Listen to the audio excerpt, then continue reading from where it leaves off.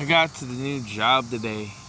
It wasn't bad. Friday I have to do, like always, a safety meeting and or orientation as I call it, and I don't know, get my little badge for like the scan and get on and off the job. But I noticed a couple of people on the job that weren't even on equipment beforehand.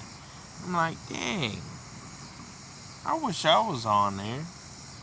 Because I got the dozer taken away because of my old foreman that became a superintendent some years ago. He pretty much stuck me on the truck again because he doesn't want me on the dozer.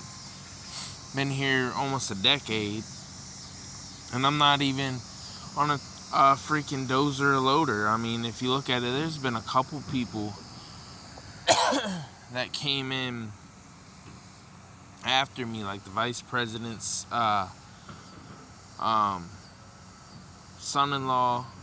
He's now a foreman, and he's only worked here for like not even 5 years, right around there, somewhere around 5 years. And then another guy, he got trained by my dad. And then another guy, his dad is on a dozer.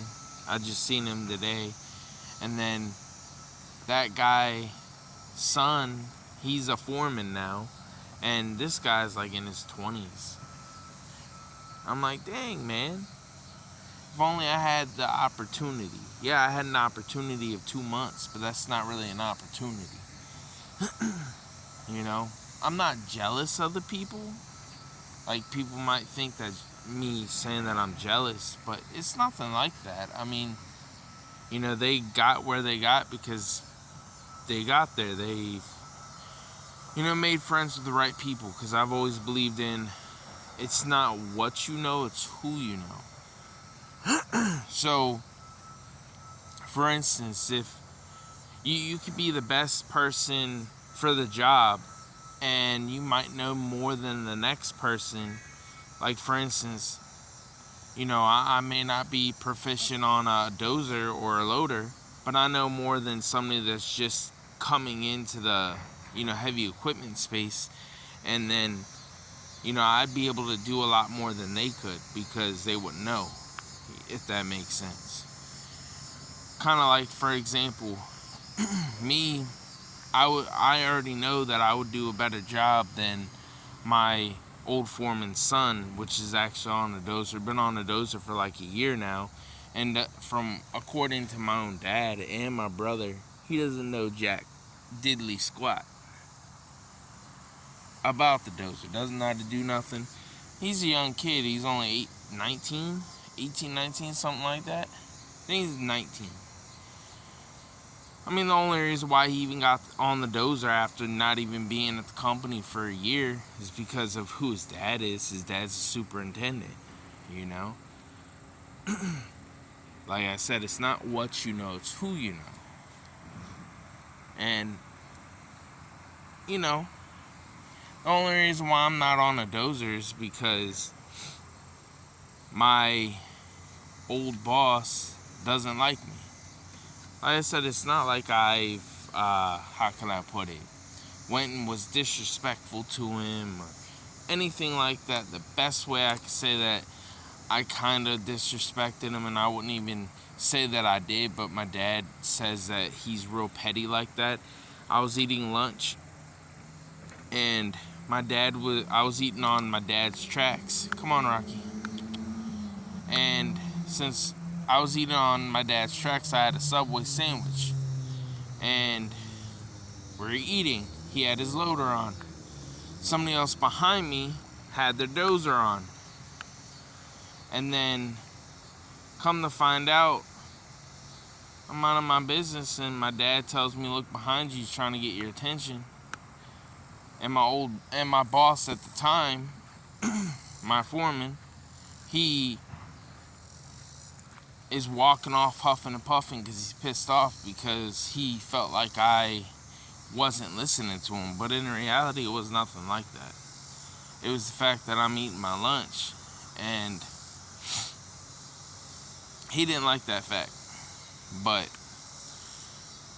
I personally never told him nothing. I mean, the only, and another, I think, thing I could say that he probably will look at as disrespect is the fact that I'm not a brown noser.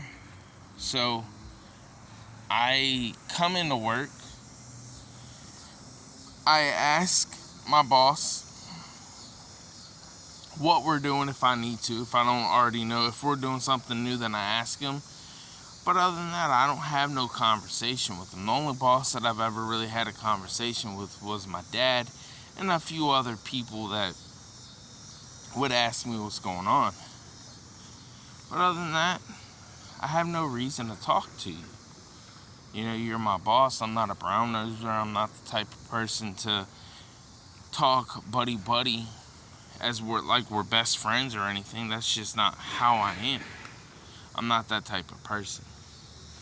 And, you know, there's a few people that came in after me that, you know, became buddy with him, and he promoted them, you know, and that's why I always say, it's not what you know, it's who you know. And, yeah, I know I could go to another company and possibly get on something else and make more money, like a dozer or a loader. I understand, or even a hoe, but I don't think that I'd really like the hoe that much. But,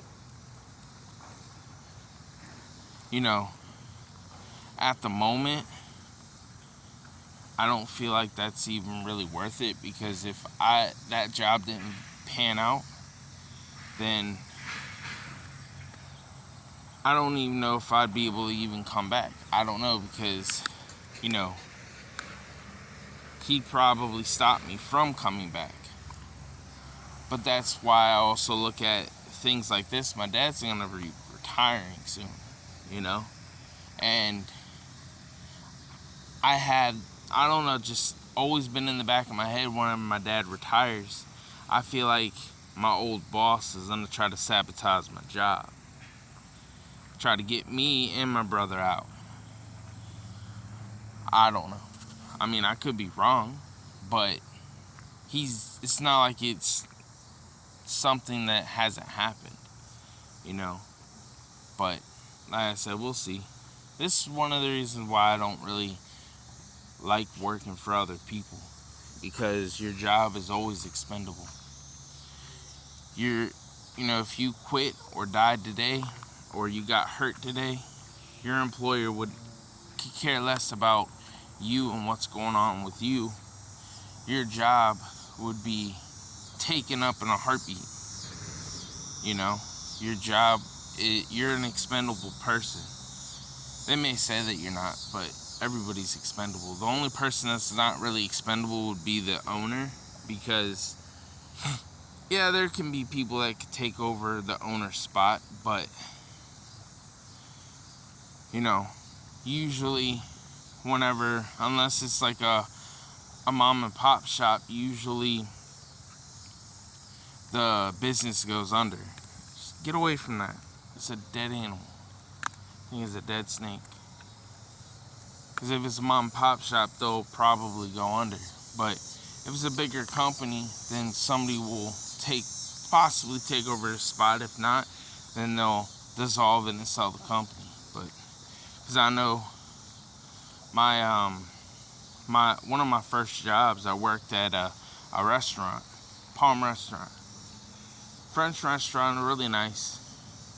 The owner and chef, the head chef there, he died, and the family sold the business. You know, the restaurant isn't there anymore. They had really good food, but if you have a bigger company, I mean, this company is like 200 employees, something like that. It's not huge, but it's not small either. So I don't know if anything would happen with the company if the owner actually did pass away. I can't tell you. But they're the head honcho. They're the main person that's gonna keep main parts of the business running, you know? But it is what it is, you know? I look at it like I just gotta work towards a better future and do things that's right for me. Work for myself, because work for somebody else isn't always the option.